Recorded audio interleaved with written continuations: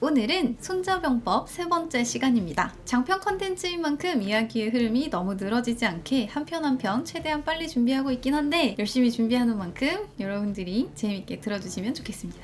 오늘 이야기를 시작하기에 앞서 지난 시간에 달린 댓글들 중 재미있는 질문이나 감상들 먼저 몇 개 보고 갈 건데요. 트럼프가 손자병법을 읽은 건 맞나요? 싸우지 않고 이기는 게 최선인데 이기든 말든 100번 싸울 기세네요. 이런 댓글 달아주셨는데 노코멘트 하겠습니다. 다음 댓글. 첫 편이라 섣불리 말하긴 힘들지만 패전인 나폴레옹 원정뿐만 아니라 승전인 사례도 가지고 왔으면 더 풍성해질 것 같습니다. 주제에 따라 대표적인 승전이 노르망디 상륙작전, 인천 상륙작전과 같은 예시도 같이 보여주면 좋을 것 같습니다. 라고 하셨는데 이 부분은 거의 약간 제가 준비하는 걸 보고 계신 게 아닌가 싶을 정도로 좋은 사례들을 또 가져오셨습니다. 그 대표적인 승전 사례를 오늘 이야기할 거니까 기대해 주셔도 좋을 것 같아요. 그리고 마지막 댓글은 손자병법에 전혀 맞지 않는 상황인데도 성공적인 전투 사례가 있나요? 궁금합니다. 라는 댓글 달아주셨는데 사실 이건 딱 잘라서 전혀 맞지 않는 상황이에요 라고 말할 수는 없지만 시계편에서 강조한 철저한 계산과 잘 통제된 군법과 시스템이라는 원칙을 보란듯이 박살내고 승리한 사례가 있긴 합니다. 여러분들이 알고 계시는 명량해전입니다. 명량해전은 손자병법의 일반적인 계산으로는 절대 싸워서는 안 되는 상황이었지만 이순신 장군은 승리했죠. 이 부분에 대해서는 나중에 기회가 되면 다뤄보도록 하고 오늘 댓글 소개는 여기까지 일단 하도록 하겠습니다. 자, 그럼 본론으로 넘어가 볼까요? 지난 시간 손자병법의 제1편 시계편의 앞부분에서는 전쟁이란 나라의 존망이 걸린 큰일이기 때문에 무턱대고 시작할 것이 아니라 항상 먼저 계산하고 따져봐야 하는데 이때 따져봐야 할 것은 무엇인가? 전쟁을 시작하기 전 알아봐야 할 것들 중 도천지장법에 대해서 알아봤습니다. 그리고 오늘은 이 내용에서 이어지는 시계편 뒷부분을 알아볼 건데 어떤 내용일지 본문 바로 읽어볼게요. 고, 교지 7개, 이색 기정. 그러므로 7가지 계책으로 그것을 비교하고 그 실제를 살핀다. 이 구절은 시계편 후반부를 시작하는 말입니다. 손자는 앞서 본 5가지의 기준을 이제 7가지의 비교 항목으로 구체화하는데 그 기준을 누가 더 잘 갖추고 있는지 적과 나를 비교해보며 판단하겠다는 뜻이에요. 그러면 손자가 말하는 그 7가지 계책, 비교 기준은 무엇일까요? 바로 다음 문장 보면 왈, 주숙, 유도, 장숙, 유능, 천지, 숙득, 법령, 숙행, 말하건대 어느 군주가 더 도를 갖추었는가? 어느 장수가 더 능력이 있는가? 어느 쪽이 날씨와 지형 같은 조건을 더 얻었는가?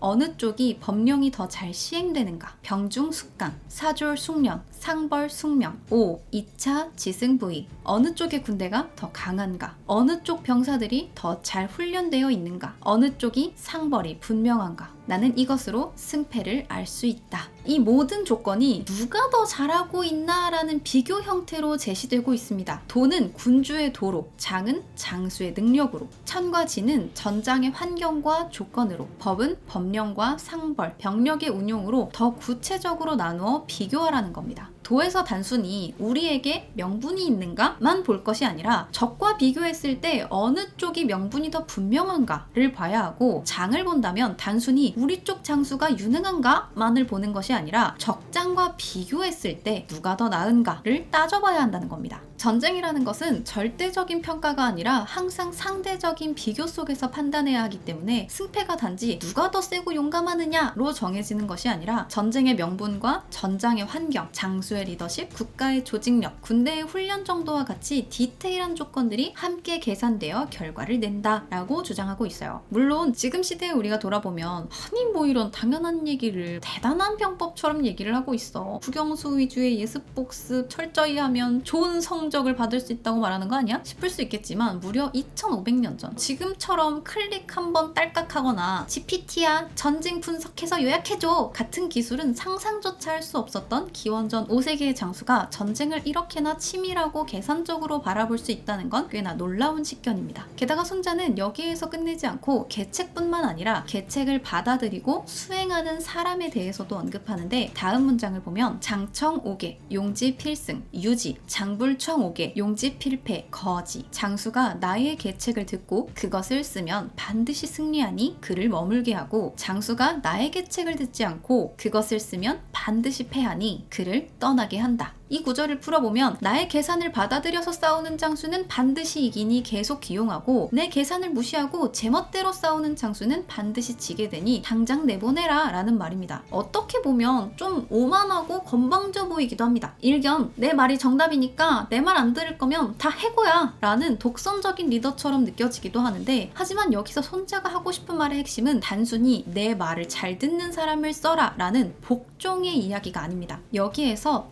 듣는다 라는 건 단순히 귀로 듣는 게 아니라 현실을 파악하고 치밀한 데이터 분석 끝에 나온 전략을 수용할 줄 아는 태도를 말합니다. 손자는 경고하는 거죠. 눈앞에 명확한 계산의 결과와 승리의 공식이 있는데도 그것을 무시한 채 자신의 기분 혹은 과거의 경험에만 의존해 무모하게 병사들을 사지로 몰아넣는 지휘관은 존재 자체가 재앙이라고. 이건 2500년 전 전쟁터에서만 해당되는 이야기가 아닙니다. 지금도 우리 주변에는 수많은 자료와 사례가 충분히 있지만 그럼에도 결정적인 순간에 왠지 될 것 같으니까 일단 한번 밀어붙여 라는 근거 없는 확신으로 팀을 위기에 빠뜨리는 리더들이 많습니다. 결국 손자는 전략적 사고가 결여된 리더는 용감한 장수가 아니라 준비된 패배자일 뿐이라는 점을 짚고 있는 거죠. 그리고 다음 문장은 잘 받아들인 계산이 실제 힘이 되려면 무엇이 필요한가를 설명합니다. 계리이청, 내위지세, 이좌, 기회, 세자, 인리, 재권약, 유리함을 계산하여 이를 듣고 이내 그것을 형세로 만들어내면 그것으로 외적인 조건을 돕는다. 세라는 것은 이로운 것을 이용하여 상황을 만들어내는 것이다. 풀어 이야기하면 이렇습니다. 유리한 점을 잘 계산해서 파악하고 계획을 세웠다면 그에 따라 실제 형세로 만들어서 환경과 조건 같은 외적인 조건을 보조한다는 건데, 세란 내가 가진 유리한 점을 잘 이용해서 상황에 맞춰 형세를 만들어 주도권을 행사하는 것을 의미하고, 권이란 고정된 법칙이 아닌 저울질을 의미합니다. 전장은 늘 변하기 때문에 원래 계획에 얽매이지 않고 그때그때 현장의 상황에 따라서 이익이 되는 방향으로 판단을 조정해 주도권을 장악하고 운용한다는 거죠. 예를 들면 우리 군의 조직력이 약하더라도 지형이 유리하다면 적을 좁은 골목으로 유인해서 숫자의 열세를 무력화할 수도 있고, 전력이나 사기에서 밀리더라도 보급이 유리하다면 전쟁을 장기전으로 끌고 가서 적을 지치고 조급하게 만들어 무리한 공격을 유도하며 전력의 열세를 극복할 수도 있습니다. 중요한 것은 부족한 내부 역량을 유리한 외부 조건, 즉 세를 빌려와서 상쇄하고 그 이익을 바탕으로 주도권을 쥔다는 겁니다. 손자에게 전쟁은 고정된 틀에 갇힌 정지된 힘의 비교가 아니라 움직이는 흐름, 곧 세의 싸움인 겁니다. 지금까지 읽어본 손자의 전략은 꽤 명확합니다. 앞서 본 5가지 기준과 오늘 살펴본 7가지 비교를 통해서 손자는 싸움을 시작하기 전에 무엇을 생각해야 하는가, 어떤 싸움을 해야 하고 어떤 싸움을 피해야 하는가를 말하고 있습니다. 이는 일견 합리적으로 보입니다. 이길 만한 싸움, 이득이 될 만한 싸움은 하고 질 것 같은 싸움, 손해볼 것 같은 싸움은 하지 말아라. 말만 들으면 아주 깔끔한 원칙 같죠? 하지만 세상 일이라는 게 늘 그렇게 깔끔하고 칼같이 흘러가지는 않습니다. 하기 싫은 싸움이라도 해야 할 때가 있고 불리해 보여도 피할 수 없는 순간이 오기도 하니까요. 그렇다면 그런 상황에서 손자는 내가 너네 그럴 줄 알았다, 내가 손해볼 것 같으면 하지 말라고 했냐 안 했냐 라고 말을 했을까요? 당연히 아니겠죠. 그랬다면 손자병법이 지금까지 전해지지 못했겠죠. 손자는 이에 대해 시계편의 뒷부분에서 이야기합니다. 바로 나의 계산을 맞게 만드는 방법입니다. 적과 나를 비교해본 계산이 나에게 그리 좋지 않다면, 혹은 좋더라도 크게 이득이 아니라면 그걸 그대로 받아들이는 것이 아니라 더 큰 이익을 볼 수 있도록 상황을 바꿀 수 있는 방법을 적어둔 것인데, 어떤 내용인지 한번 보겠습니다. 병자, 궤도야, 고, 능이, 시지불능. 전쟁이라는 것은 속임수의 길이다. 그러므로 능력이 있으면서도 없는 것처럼 보이고, 용이 시지불용, 근이 시지원, 원이 시지근.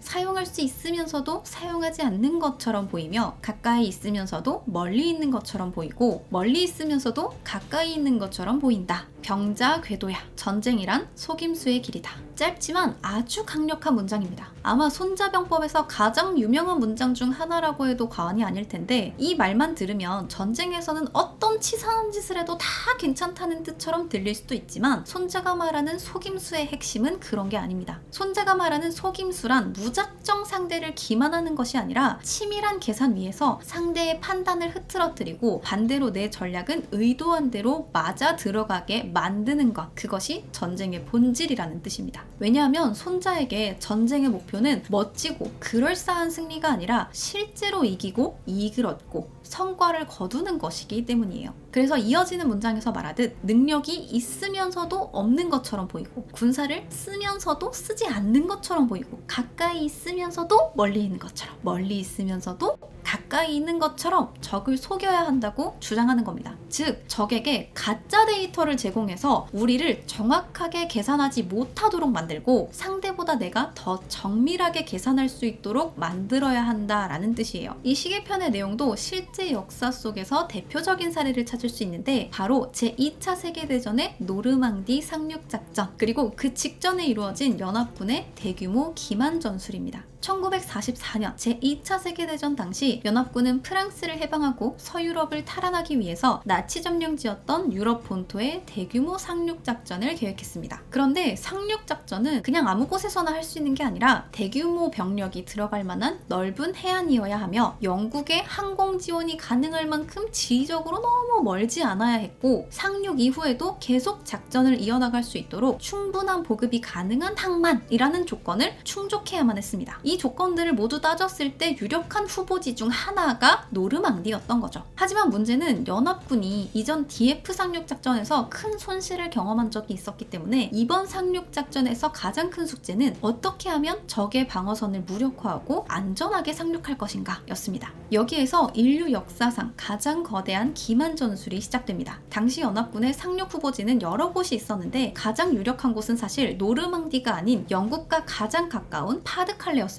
독일군은 당연히 연합군이 이 파드칼레로 올 것이라고 계산했고 연합군은 이를 역이용하기로 합니다. 가까운 파드칼레로 유령 군단과 가짜 비행기, 가짜 탱크를 배치해서 상륙할 것처럼 꾸미면서 실제로는 조금 더 먼 노르망디로 상륙하기로 한 거죠. 게다가 연합군은 노르망디 상륙이 본대가 아니라 파드칼레로 향하는 진짜 부대를 위한 양동 작전인 것처럼 보이게 하려고 지속적인 교란과 기만전도 함께 펼쳤습니다. 가짜 정보로 인해서 데이터의 오류가 발생하자 독일군은 잘못된 계산을 하게 되었고 그 결과 눈앞에 진짜 노르망디 상륙 부대를 멀리 있는 위협처럼 느끼고 정작 멀리 있는 파드칼레의 가짜 부대를 더 큰 위협으로, 가까운 위협으로 착각하게 됩니다. 결국 적이 오판에 빠져서 병력을 분산시키고 주저하는 사이 연합군의 노르망디 상륙 작전은 성공했고 이로 인해 연합군은 전쟁의 승리로 나아가는 결정적 발판을 마련하게 됩니다. 이 사례는 손자의 전쟁은 속임수의 길이다, 가까운 것을 멀게, 멀리 있는 것을 가깝게 보이게 하라는 말뿐만 아니라 유리함을 따져 전략을 세우고 그 전략이 통하도록 형세를 만들어 주도권을 가져온다는 말과도 맞닿아 있습니다. 물론 손자병법이 현대전의 모든 것을 설명할 수 없지만 전쟁이 결국 정확한 정보와 철저한 준비 그리고 상대의 수를 읽는 통찰이 승패를 가른다는 본질은 수천 년이 지나도 크게 다르지 않다고 볼 수 있습니다. 자, 이렇게 병자, 궤도야의 의미를 사례와 함께 살펴봤는데 이 예시가 시계편에 담긴 손자의 생각을 이해하는데 좀 도움이 됐으면 좋겠네요. 자, 그럼 다시 본문으로 돌아와서 손자는 계속해서 어떻게 하면 더 큰 이익을 볼 수 있는가, 언제 싸우고 언제 피해야 하는가, 어떻게 우세를 키우고 약세를 줄여나갈 수 있을까를 말하는데 이어질 본문은 조금 길지만 내용은 아주 간결하기 때문에 한 대목을 쭉 이어서 살펴보겠습니다. 이의유지, 난이 취지, 실이 비지, 강이 피지, 노이 요지, 이익을 보여 적을 유인하고 적이 혼란하면 공격하여 취하고 적이 충실하면 대비하고 적이 강하면 피한다. 적을 화나게 하여 흔들고 비이교지, 일이로지, 친일이지, 공기무비, 낮추어 보여 적을 교만하게 만들고 적이 편하면 피곤하게 만들어 서로 가까우면 이간시켜 갈라놓는다. 적이 대비하지 않는 곳을 공격하고 출기 부의, 차, 병가지승, 불가선전야, 예상하지 못한 때에 출동한다. 이것이 병법가의 승리 방법이니 미리 정해 전해줄 알려줄 수 없는 것이다. 꽤 길고 장황하지만 뜻은 심플합니다. 적과의 싸움은 힘과 힘으로 부딪혀서 부수는 것이 아니라 상대의 틈을 보고 무너뜨리는 것이다. 이 원칙들은 현재에 적용해도 이질감이 없을 정도로 날카로운 통찰입니다. 어떤 경쟁이든 상대가 잘 준비한 분야에서 정면으로 부딪히면 이기기 힘들지만 상대의 준비가 부족한 부분을 찾아내서 내가 훨씬 더 유리한 지점에서 싸우면 적은 힘으로도 더 큰 결과, 더 좋은 결과를 만들어낼 수 있다는 거죠. 그리고 손자는 여기에서 한 가지를 더 말합니다. 모든 필승 전략을 설명한 뒤에 뜻밖의 한마디를 던지죠. 이것이 승리의 비결이지만 미리 정해서 알려줄 수 없다.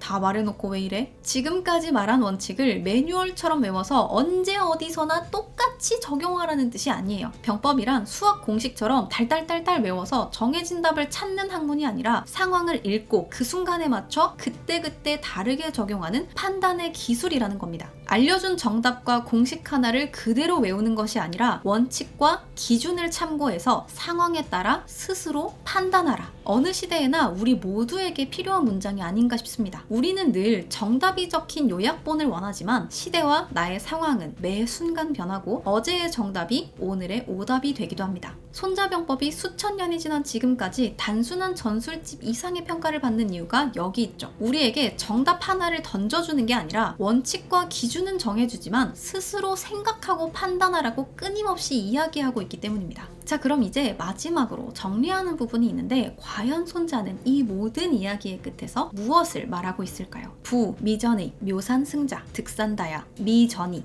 묘산 불승자, 무릇 전쟁을 시작하기 전에 계책을 세워 승리하는 것은 계산의 수가 많기 때문이다. 전쟁을 시작하기 전에 계책을 세워도 승리하지 못하는 것은 득산소야, 다산승, 소산불승, 이황, 어무산호, 계산의 수가 적기 때문이다. 계산한 것이 많으면 승리하고 계산한 것이 적으면 승리하지 못한다. 하물며 계산이 전혀 없는 경우는 어떻겠는가? 5. 2차 관지, 승부현의. 나는 이러한 관점에서 보면 승패가 드러나 보인다. 이야기는 마무리에 이르러 다시 처음으로 돌아옵니다. 그러니까 결국 계산이 중요하다는 원칙을 다시 한번 강조하는 거죠. 혼자병법의 첫 번째 편의 제목이 시계인 이유입니다. 여기서는 사실 계산 대신 묘산이라는 표현을 쓰는데 묘산이란 전쟁이 시작되기 전에 종묘 같은 사당에 모여서 미리 따져보고 계산한다는 뜻입니다. 손자는 말하죠. 이기는 것은 미리 많이 계산했기 때문이고 지는 것은 미리 계산해둔 것이 부족했기 때문이다. 계산을 해도 부족하면 질 수 있는데 하물며 아예 계산 없이 싸우면 결과가 어떻겠는가? 라고.